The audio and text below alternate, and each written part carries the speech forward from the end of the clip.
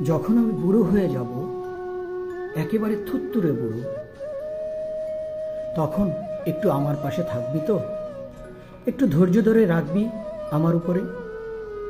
ধর, যদি তোর দামি কাচের বাসনটা আমার হাত থেকে পড়ে যায় হঠাৎ, কিংবা তরকারির বাটিটা উল্টে ফেলি টেবিলের উপরে, আমি যে তখন অত ভালো দেখতে পাবো না রে। আমাকে তুই চিৎকার করে বলিস না এবং বকিস না প্লিজ। বুড়োরা যে সারাক্ষণ নিজেদেরই করুণা করতে থাকে, তুই জানিস না আমি একদিন আর কানে শুনতে পাবো না, একেবারে বুঝে ফেলবো না তুই কি বলছিস। তাই বলে আমাকে বধির ডাকিস না। পারলে না হয় আরেকটা বার কষ্ট করে কথাটা বলিস, না হলে লিখেই দিলি কাগজে কলমে। আমাকে ক্ষমা করিস রে। আমি বুড়িয়ে যাচ্ছি, বুড়ো হয়ে যাচ্ছি, আর যখন আমার হাঁটু কাঁপবে, পা দুটো শরীরের ভার আর বইতে চাইবে না, তুই একটু ধৈর্য ধরে আমাকে উঠে দাঁড়াতে সাহায্য করবি তো? বল। যেমন করে প্রথম হাঁটতে শিখেছিলাম এবং তোকে শিখিয়েছিলাম আমার পায়ের পাতার উপর, তেমন করে কখনো কখনো আমি ভাঙা রেকর্ড প্লেয়ারের মতো বকবক করেই যাব। তুই একটু শুনিস কষ্ট করে। আমাকে নিয়ে হাসাহাসি করিস না প্লিজ।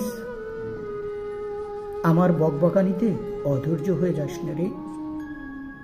তোর মনে আছে ছোটবেলায় তুই একটা বেলুনের জন্য কেমন ঘ্যান ঘ্যান করেই যেতিস আমার কানের কাছে? যতক্ষণ না তোকে সেটা আমি কিনে দিতাম, তুই ঘ্যান ঘ্যান করেই যেতিস। আমার গায়ের গন্ধটাকেও ক্ষমা করে দিস পারলে। আমার শরীরের বুড়োটে গন্ধ জন্মাচ্ছে, স্নান করার জন্য জোর করিস না তখন।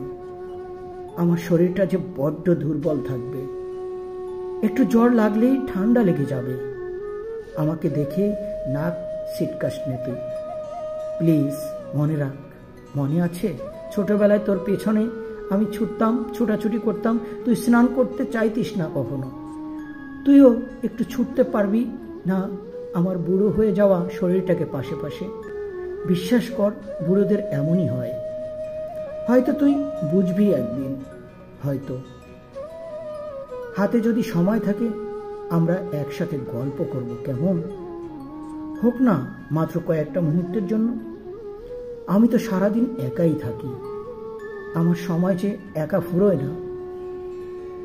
আমি জানি তুই তোর কাজ নিয়ে ভীষণ ব্যস্ত থাকবি। আমার বুড়ো হয়ে যাওয়া গল্পগুলো তোর শুনতে ভালো লাগলেও একটু আমার পাশে থাকিস। তোর মনে আছে কতবার তোর ছোট্ট পুতুলের গল্প আমি শুনতাম, শুনেই যেতাম, আর তুই বলেই যেতিস একদিন আসবে, বিছানায় পড়ে থাকবো। আমার একটু যত্ন নিবি সেদিন। আমাকে ক্ষমা করে দিস যদি ভুল করে বিছানা ভিজিয়ে ফেলি, যদি চাদরটা নোংরা হয়ে যায় ক্ষমা করে দিস। আমার শেষ সময়টাই শুধু আমাকে ছেড়ে দূরে থাকিস না। যখন সময় হবে আমার হাতটা তোর মুঠোয় পড়ে দিস। আমাকে একটু সাহস দিস, যেন মৃত্যুকে আমি নির্ভয়ে আলিঙ্গন করতে পারি। আর ভাবিস না, যখন আমি আমার স্রষ্টার দেখা পাবো, তার কানে কানে ফিসফিসিয়ে বলবো যেন তোর মঙ্গল করেন, কারণ তুই আমাকে ভালোবেসেছিলি। আমার বুড়ো সময়গুলোতে আমার যত্ন নিয়েছিলি। তোকে অনেক অনেক ভালোবাসি রে। এমন একটা সময় আসবে আমিতে আর আমি থাকবো না, তখন বুড়োর রূপ নিতে হবে। তাই তোকে বলছি, তুই আমার দিকে একটি নজর রাখিস, একটু ধৈর্য ধরে হলেও আমার কথাটুকু শুনিস। আমি যে কি বলছি এখন হয়তো শুনতে হবে না, কিন্তু যখন বুড়ো হয়ে যাব তখন কথাগুলো শুনিস। শুনলে হয়তো আমার জীবনটাকে তৃপ্তি সহকারে আমি শেষ নিঃশ্বাসটা ত্যাগ করতে পারবো। জীবনে যা কিছু পেয়েছি তোর উছিলাই কিন্তু আল্লাহ রাব্বুল আলামিন দিয়েছেন, কিন্তু সে জিনিসটা কিন্তু আমি ভুলে যাইনি। আমি শেষ পর্যায়েও কায়মন বাক্যে তোর কথা সব সময় বলে যাই, যে এমন একজন সঙ্গী আমার ছিল,